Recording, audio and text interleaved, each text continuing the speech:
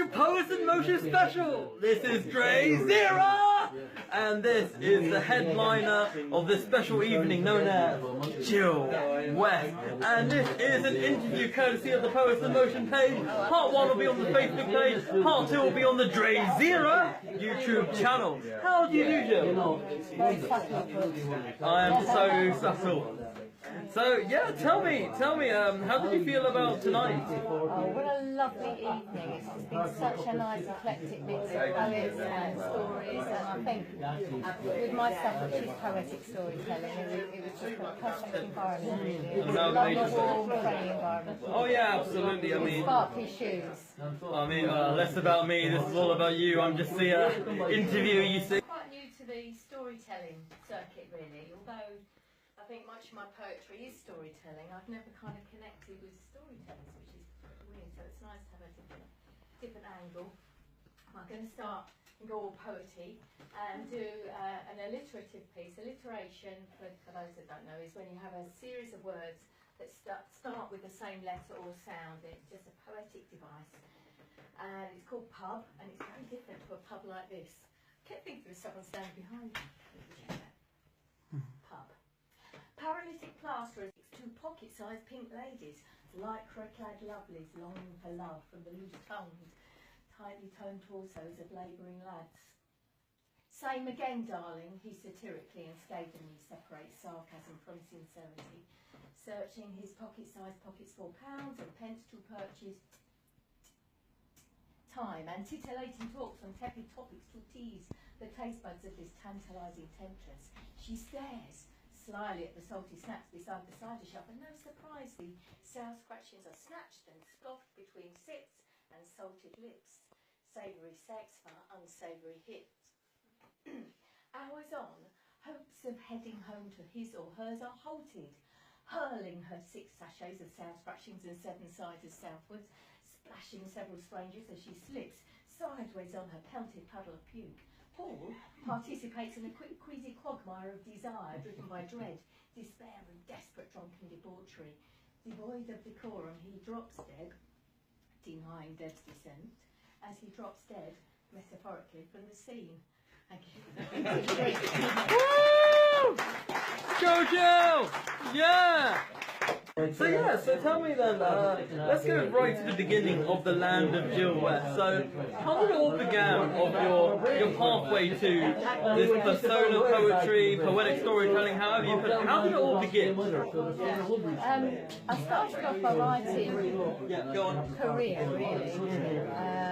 It started really because one of my daughters was writing at school and the teacher said, oh, she's good, you want to encourage. So I just got into writing just to encourage her. So this is quite recent then? No, this was about 7 years ago. 7? Oh, okay. And of course she kind of dwindled and wanted to have a social life, but I really got into the writing. She's now coming back to perform as poetry, which is brilliant, but that's another thing. But during that time I wrote, and I also, from that, I've taken bits of that and then had 3 different plays on.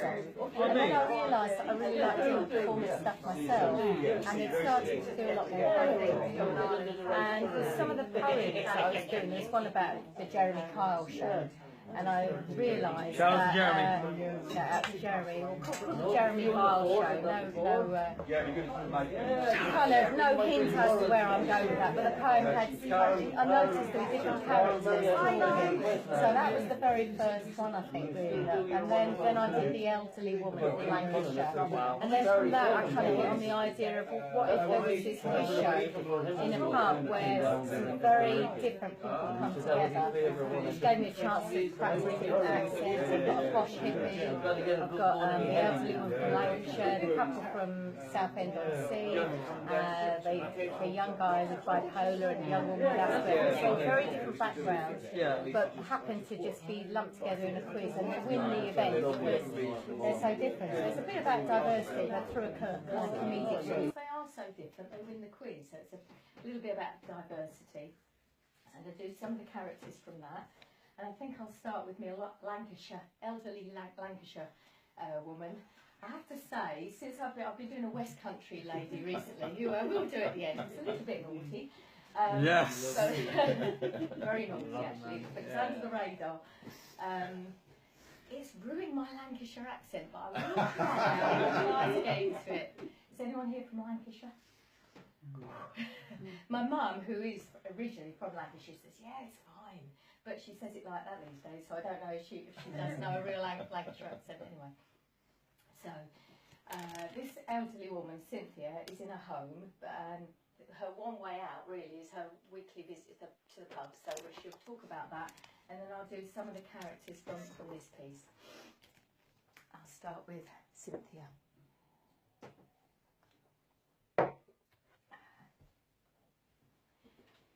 My only break from this godforsaken residential home is my weekly visit at local pub, the Swan and Feathers. Only against its best endeavours, it's known more as the Swan and Tussle, on account of the fights, the hustle and bustle, the general commotion, the weird drinking portions. Have I mentioned the fights, and the banter, and the general kerfuffle? Now, on a Monday, it's quiz night, and we call our team Grey Matters, a play on words on account of us having grey hair and champion brain power. The last month were a mix-up Monday, and I were asked to join Cavaliers, a right motley crew. There were Chris and Steve, Shell, Danielle, Gay Tony and Black Tony. Now I've no idea why they were called that. And this posh Camilla, though God only knows how she ended up in arse end of nowhere, but she seemed to enjoy herself and had a laugh. In fact, we all did. In fact, our team want quiz, and this is our story. Putting Mum in her place. So I've finally been deposited in Bank of No Returns. Magnolia walls embracing faceless pictures of landscapes I'll never visit. Shiny linoleum floors smelling of stale piss and Savlon. Men with slippers on wrong feet. Women lost in a world of daytime TV and crosswords, searching for misplaced dentures and lost dreams. And I know I've been forgetting things. I forgot your birthday 2 years in a row, and I wear a lot more purple. But does that really mean I should be put out to pastures unseen, grazing on insipid food and bland quiz shows? This world was once my oyster, and now it's a tightly closed shell of its former self. And you visit on a Sunday at 3 p.m. every week, and we sift through the veneer of all that's past. You pretend you feel bad about putting me here, and I pretend I've made friends with George. But we never really talk about what matters. Truth, love, the things that cause us to laugh and cry, about crap left on bathroom floor. And we sit and drink stewed tea and gratefully consume stale pieces of Battenberg set before us by a lass whose name still eludes me. And yet, she did tell me I keep eating my dessert before me mains. She took this as confirmation of my oddness and unwillingness to conform. But if prunes are the only dessert you're offered, you'd want to get it over with, wouldn't you?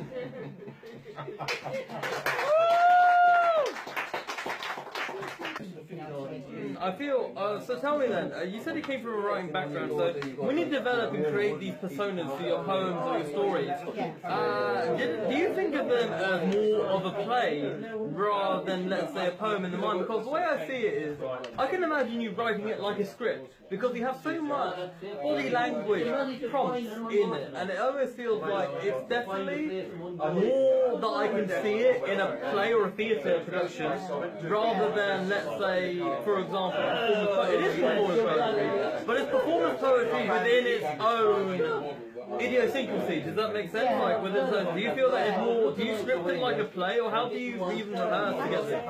It's funny, isn't it? Creative process, we're all so different in how it kind of goes. I think for me, I don't think too much about what am I trying to produce here. I just get a little seed of an idea of a character, and if I can weave it into a story that's already existing, I'll do that. But if not, it might just turn out to be something else. And quite often characters that aren't connected with that show, there are kind of links in, they're sort of relatives of in different ways. So yeah, it seems to be that everything kind of links and weaves. And in some ways, all the characters are a little bit me, and a little bit people that I've observed or worked with, or family members and things like that. So kind of, I think, you know, the best writing is only writing about the stuff you know, the people you know. If you try and do something that's too alien to your lifestyle, you won't get it right, or you'll do it in a stereotypical way. Probably my characters are, in a way, just by being theatrical, they are some stereotypical, but I kind of at least acknowledge that and have a genuine affection for the characters as well. Yeah, definitely. It definitely feels from the performances that you've done before that I've seen, and what the viewers will see, in this piece, or have done, because we are splitting this into questions. So do you feel that it's very important to breathe life into these characters, because you have to almost be living in the... Danielle in the Lion's Den. I had intended to read out a 27-page description on what it's like to have Asperger's. Mum thought it wasn't a good idea, so I've attempted to summarise to 2 paragraphs from Wikipedia, the free encyclopedia as of June the 15th, 2015.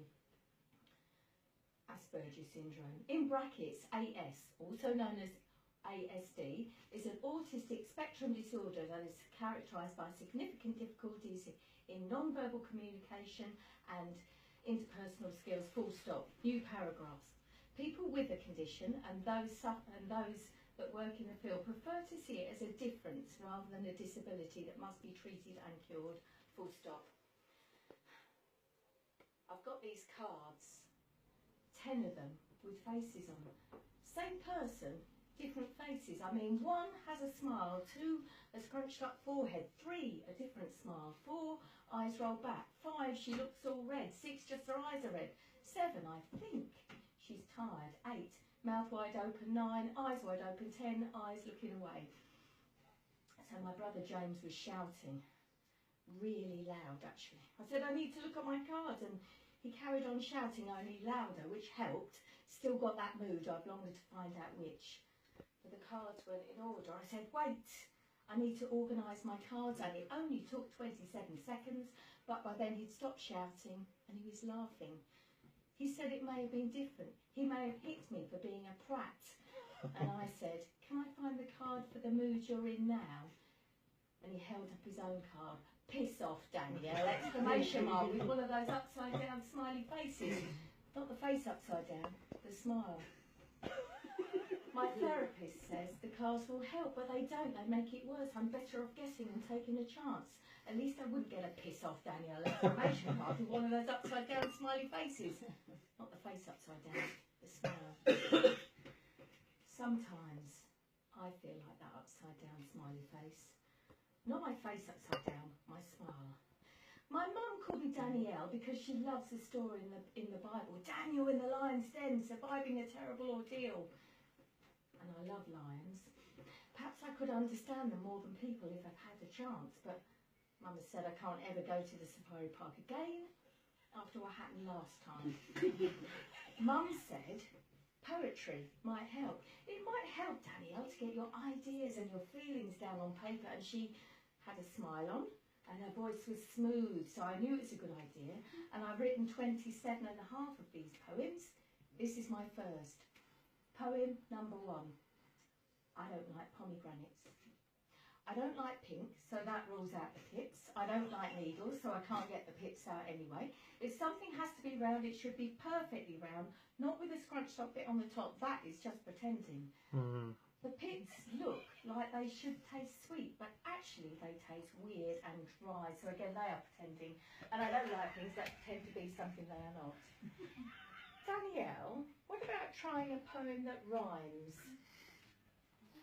I don't know if she liked my first poem. This is my second. Poem number 2. I still don't like pomegranates. Nothing rhymes with pomegranates. That's another reason not to like them. Danielle, with these poems, try not to just limit yourself to pomegranates. Poem number 3. I don't like EastEnders. Not the people, the programme. Everybody shouts sometimes, but not 37% of the time like they do in EastEnders. I timed 10 episodes to get that figure. I calculated the result using the mode method, but preferred the result in the mean. Danielle, with these poems, try not to limit yourself to things that you don't like. Poem number 4. I love lions, well you know that already. I also love quizzes because I can answer all questions on maths, animals, the life and times of Kanye West, the life and times of Amy Winehouse, and most questions on astronomy. I say most questions because last week I got a question wrong. Danielle, with this poetry, try to do something that perhaps rhymes. My mum is so demanding. My name is Danielle Taylor. I'm 18 years old. I have 5 A-levels, 4 of which are A-star. I had intended to read out a 27-page description on what it's like to have Asperger's. Mum thought it wasn't a good idea, so I've attempted to summarise. Yeah!